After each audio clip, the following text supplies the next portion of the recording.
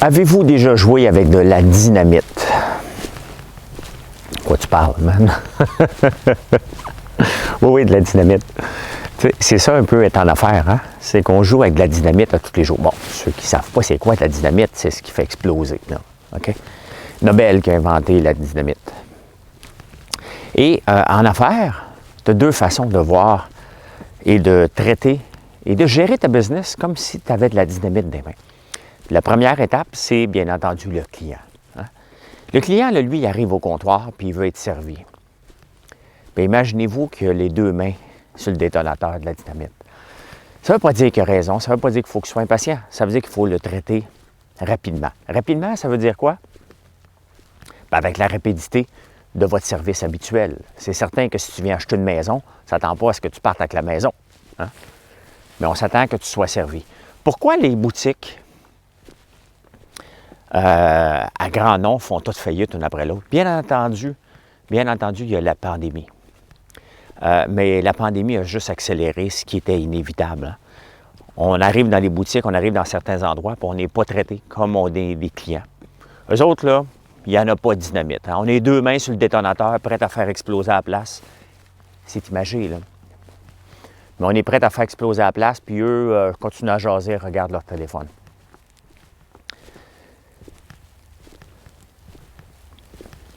Une fois qu'on a compris que le client a les deux mains sur le détonateur, bien, le client, là, il a la possibilité, et ça vient de Richard Branson, le client a la possibilité de congédier tout le monde dans une entreprise, incluant le CEO. Comment? Par son pouvoir d'achat. Par son pouvoir d'achat, juste par le fait qu'il va prendre son dollar et qu'il va aller le dépenser ailleurs, il a les moyens de mettre n'importe quelle compagnie à terre. Et ça, il ne faut jamais l'oublier. Il ne faut jamais l'oublier. La concurrence aussi. La concurrence, là, elle peut nous mettre à terre à tout moment. Si on ne la voit pas venir, si on ne s'adapte pas, si on pense qu'on est seul dans un marché, croyez-moi que la concurrence va s'installer. Et la concurrence a la beauté de nettoyer, de faire le ménage comme jamais vous auriez prévu.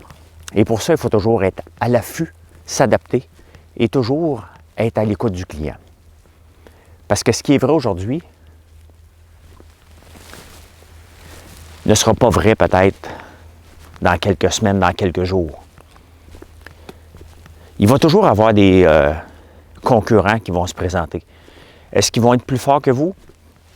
C'est à vous de vous adapter. Mais dites-vous qu'eux aussi détiennent les deux mains sur le détonateur. Et s'ils voient qu'il y a une opportunité, ils vont essayer de se positionner, prendre des parts de marché. On a parlé de David contre Goliath. Bien, c'est ça. Hein? David avait les deux mains sur le détonateur. Il savait juste sur quel bouton peser puis à quel moment.